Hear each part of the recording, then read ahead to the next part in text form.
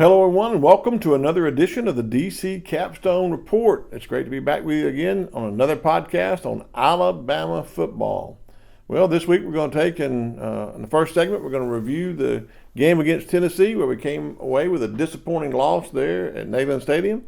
And then in the second segment, we're going to take a look at the upcoming game against the Missouri Tigers.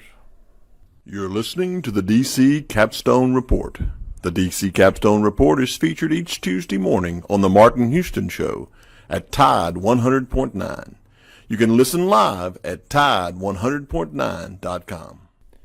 Well, welcome back to the DC Capstone Report. We're here on the Capstone Report this week. I want to thank Lance, as always, for producing everything. I want to thank our sponsors, freelancepictures.com, rolltidebama.com, and our sponsor, Karen Cottingham, realtor right here of Keller Williams, the Williams Group. For all your real estate needs, contact Karen at 205-887-4008. You can also look at our website at dccapstonereport.com and find a button there so you can go to her website and look at all of her inventory. Just another opportunity for you to use one of our sponsors. She does a great job here, so if you have a chance for any real estate needs here in Tuscaloosa or anywhere in the state of Alabama, reach out to Karen at 205-887-4008. Well, today on the podcast, we're only going to have two segments. We're not going to have any players of the game. I don't think that it's good to highlight anyone from the loss against Tennessee. I think we're just going to go in the first segment. We're going to talk about what happened at Tennessee. You know, I predicted a big victory for Alabama. I thought we were going to respond well and go up there and play, and I was way off. I predicted 41-27, and we lost 24-17. Didn't even score more than 17 points. And what's worse is we gave up the whole 24 points in the second half. So we had chances to win this ball game. There's no doubt that we have athletes. We have players that are good. We have some good coaches. But in this game, everything was too inconsistent. Play was too inconsistent, and it's all around. For example, we played great in the first half on defense. We did a really good job of holding them and limiting them in their passing game and in their rushing game. But in second, and we didn't make any adjustments at halftime to what we thought they might. I anticipate them coming out and trying to run the ball because they're a running team, and they came out and dominated us in the running game. Their running back Dylan Sampson had 26 carries for 139 yards, and majority of those rushing yards came in the second half. I don't think he had 30. He didn't have 39 yards in the first half. And so we see the inconsistencies in our defense. I know we had an injury, big injury on defense. Keon Sabb was injured going into the game. He had a foot issue. He made a brilliant play deep on a safety play to break up a pass. Then never came back, and we learned today that he has a broken foot. Him being able to play on a broken foot and make that play on a broken foot, to me, is just phenomenal of what he did. So I give it all to Keon Sabb, but I think him going out brought in Bray Hubbard as our backup. He did a tremendous job. As a matter of fact, he had the most tackles for any Alabama player on the team. He finished the game with 5 tackles and 4 assists. So he came in and did his job. We hope that we wish Keon Sabb all the best, but I believe that contributed to our inconsistent play in the second half. We had different people in different positions. I think King Mack was trying to play in a different position for some others that were injured in the game. So maybe we get all of our players back and can do a little better down the road. But I think that led to some of the inconsistent play. I think maybe we got so many turnovers in this game on defense. That was great. We got them turn the ball over several times. And the inconsistent portion of it is that we didn't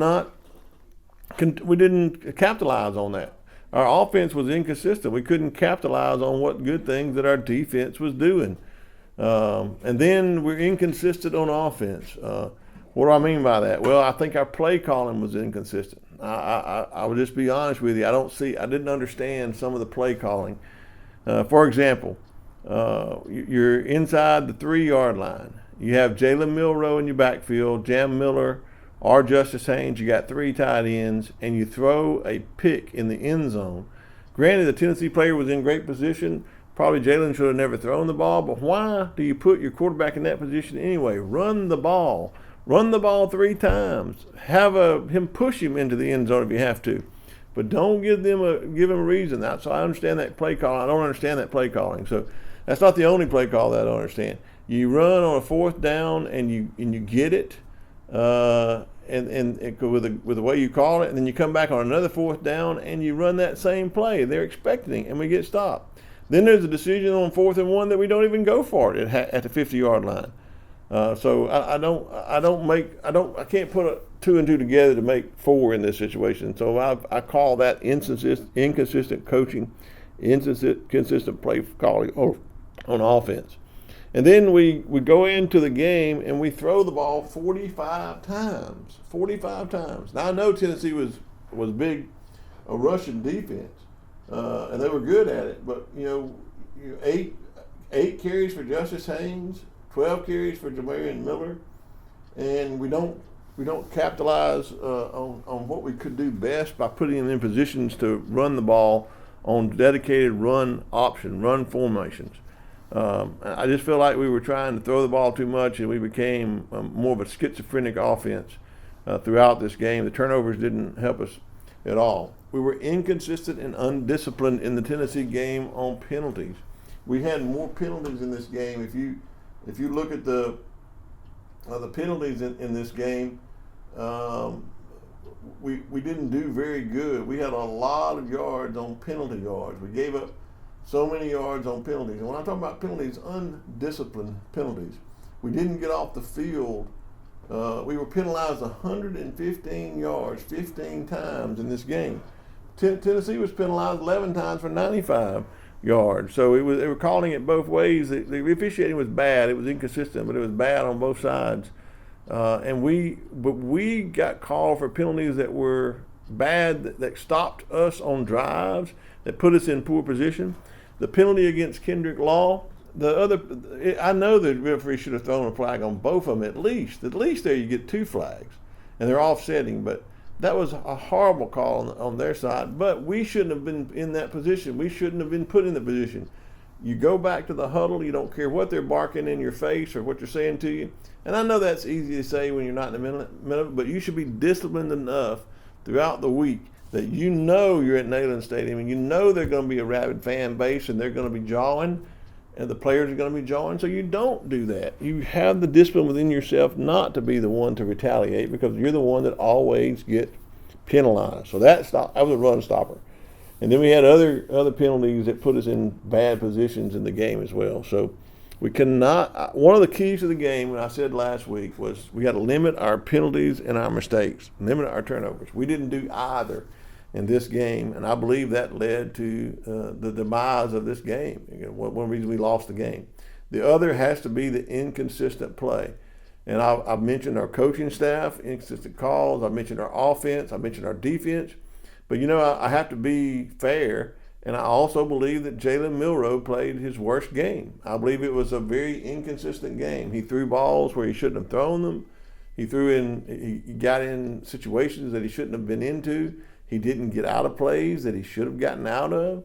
So there was a very inconsistent, I would say, poor play on behalf of Jalen Milroe in this game. Now, I'm a Jalen Milroe fan. I think he does a good job, but I think he had a bad game. And when you have inconsistent coaching to put you in inconsistent positions and plays, it affects the quarterback, it affects the running back, it affects everyone in the game. So I think from top to bottom, we saw a loss because of inconsistent play, inconsistent coaching, inability to get off the field in the second half on 3rd down, and the inability of our team to maintain discipline in areas that we should be disciplined, to not shoot ourselves in the foot and get penalties that put us behind the sticks. And that's exactly what we did, and that's why we came away with a loss there at Tennessee. So can we rebound? Yes. We go in the next week with 2 losses and no room for error. And we got Missouri, who had a big victory comeback win over Auburn at home, coming into our house on homecoming. So, yes, let me talk about the inconsistent fan base that we have. I've criticized and critiqued the football team and the coaches, so the fans ought to be critiqued as well. We have some of the most spoiled fan bases. Everyone wants to say, well, I can criticize the team. Yes, I just criticized for 7 to 8 minutes of the game plan and the coaching and the play for the Tennessee game. But you can't just jump off and own a bandwagon. If you're a fan, you have to support your team. Do you critique them? Yes. But all this stuff about firing our coaches and our players not playing and there's problems in the locker room, just quit generating problems where there's not any problems, okay? There's always a troubled time in the transition, but we knew that going into this game, in this season. And many of you said we were going to lose 2 games. You just expected it was going to be to Georgia and either Tennessee or LSU. So we've lost 2 games. Everything that this team can still play for is ahead of them. So let's rally around them. Let's support them at home. Let us give us a crowd advantage. There was a home field advantage at Tennessee. Their fans screamed and yelled the whole time. So I challenge our fans to do the same thing. Don't give up on this team because this team is not dead yet. How they play this week will determine the rest of their season. Everything is still in front of this team that they want to accomplish. They dropped down to a 15 ranking. They can move up into the college football playoffs if they peak and play and get this thing turned around. So let's support our coaches, let's support our team, and let's quit being an inconsistent fan base as well. And we move on to a big game next week against Missouri for homecoming. Well, welcome back to the DC Capstone Report. I want to thank all of you who continue to listen in and tune in. It's never good when you have to talk about a game after a loss, but you can learn from a loss. So we need to learn from a loss. I'd rather learn from a close win, but we haven't done that so far. We didn't learn very much from the loss at Vanderbilt. What can we learn from the loss here? Well, one thing I think we can learn is we've got to go in and be more consistent. Number one, what does this team have to do? Has to be more consistent. Now, I think injuries will determine how we come out in defense and how we play. It looks like Keon Sabbath's going to be out. I'm not sure. I think all the other defensive backs will get to play, so it means that Brayson Hubbard is going to step up. It seems like the coaches have great confidence in him. And he came in and really played pretty well in this game, but we're going to have to gel together without Keon Sabb, who I think is a leader at safety in this game. So I believe that's going to determine how we'll play defensively. But coming out, we got to play consistent defense. And number one, we have to do is stop the running game at Missouri. Missouri has a really good running back and a really good running game, so we're going to have to stop that run, and then we're going to have to stop that run-pass option. They have a lot of good, quick passes. And Brady Cook, although he was injured in the Auburn game, he came back and led them to victory in the second half, fourth quarter, and did a really good job. So his health, if he's healthy, he'll play a great game against Alabama. So we're going to have to put pressure on the quarterback and stop the run in order to put him in long third down passing situations. They got two great wideouts in Weiss and Luther Burden. They got a great running back, a pretty fair offensive line. So if our defense is going to have to stop the run and get them behind the chains in order to put them in third down situations where we can rush the quarterback and not let him beat us with his feet. We got to get off the field on third down, and we got to call some turnovers. If our defense goes out and plays that way and gets the crowd behind them and gets the momentum rolling our way, we got to be able to get up. We got to be able to get ahead on defense, and then we've got to sustain that and be consistent in the second half that we didn't do at Tennessee. So if we can do that, I think we can have a really good game against Missouri. On the offensive side of the ball, we've got to learn to take advantage of what the other team gives us. If they give us a turnover, our offensive play calling and our offensive execution has to be consistent enough to take advantage of those turnovers. We didn't do that against Tennessee. So I believe that we're going to have to come out on offense and be able to take advantage of what the other team gives us or what Missouri gives us. Well, what will they do? Well, I believe they're going to try to do what other teams have done. They're going to try to double team, if they can, Ryan Williams. We can't throw him the ball 18 times if he's double teamed.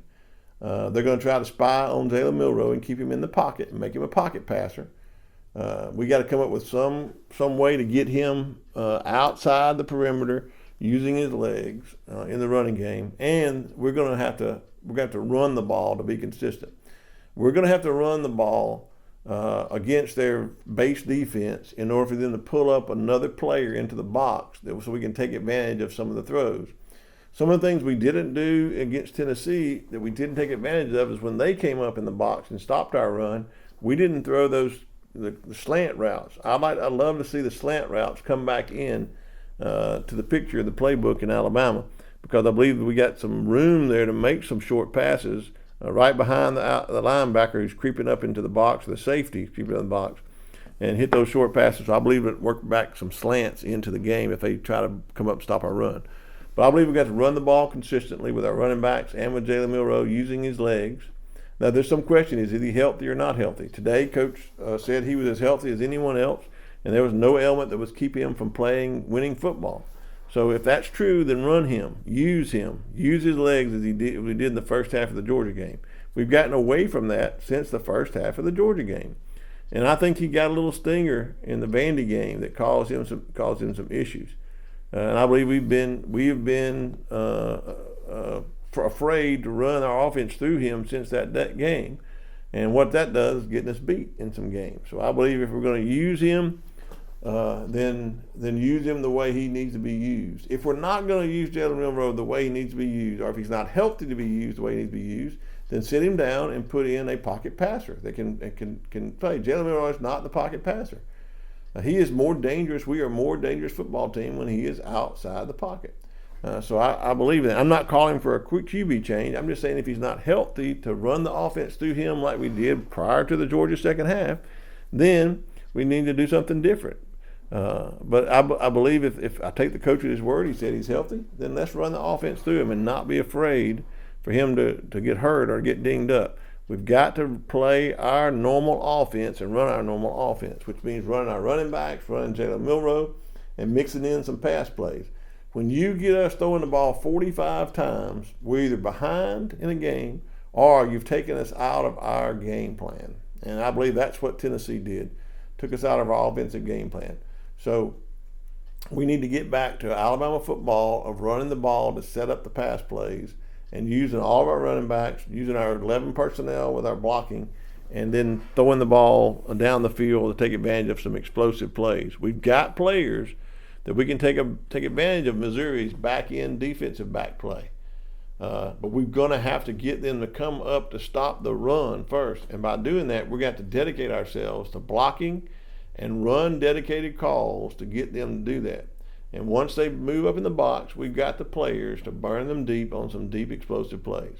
So I believe the second thing we have to do is limit our turnovers on offense. We got to quit throwing the ball into coverage to try to get it to a particular receiver. We need to look for who's open. If there's two people covering a particular receiver, like Ryan Williams was covered, we need to go to other players like Jeremy Bernard. We did get the ball to him, and he was very successful. I think Kendrick Law. We've got to get the ball to Kendrick Law. He is a good runner after the catch. So let's get him the ball in open space, especially on some short passes, some screen passes, some slant passes, and let him run with the ball. Work him into to that picture on offense. Don't be dedicated just to one person. So I think if we do that, if we come out in this game and establish a good offensive, consistent offensive play, we can beat Missouri. And if we can beat Missouri at home, it opens it up to we play Oklahoma on the road and LSU on the road, and we play Auburn at home. I believe we can beat Auburn at home. I believe we can beat Oklahoma on the road. I believe we beat Mercer at home. This is a pivotal game. If we can get ourselves back on the winning track and beat Missouri, then I believe that we have a chance with some rest and a week off to go on the road and beat LSU, which will solidify our season at 10-2 and give us poised to hopefully get into the college football playoff and peak at the right time. So everything that we want is still in front of us, but this is a pivotal game. As I said before, there is no room for error. So we got to go into this game not in our head, playing with passion, playing with power, and get back to playing the way we did prior to the second half of Georgia. I don't know what happened in the locker room in the second half, but we have looked like a different team every game since. So we need to find whatever it was that we had in that first half of Georgia game and get it back, recover it. I believe that's on the coaches this week to get this team ready to play. I think they do just that. I think Alabama comes out and plays a good game, and we win this game, our homecoming game. I got the prediction is Alabama 34, Missouri 24. Well, that's all it on the DC Capstone Report this week. Let me remind you that it is homecoming. It is homecoming, so if you're coming, come, scream, yell. The fans should make a big game, could be a big part of this game if we come. Let's make it hard for them to change their plays at the line of scrimmage, as Brady Cook likes to do. We can make a difference in this game, but you got to show up to do that. And remember, it's homecoming. There's a lot of festivities. If you want to get pictures of any of the festivities or this game, Lance is the guy that's on the spot. He's going to take pictures at the Elephant Stop, pregame, during the game. They'll all be up after this game on RollTideBama.com and FreelancePictures.com.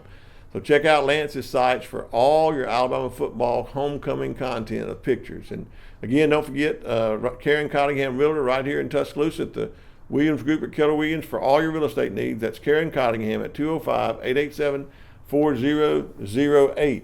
Go out there and like our page, DC Capstone Report Facebook page. Follow us on YouTube. Subscribe to our YouTube channel. You can see us check us out on Spotify. And you can also go to DC Capstone Report, our own website, and look at all of our great content that we have there. Thank you again for tuning in. I appreciate each and every one of you. For me and Lance Shores, this is DC with the DC Capstone Report signing off with a big Roll Tide.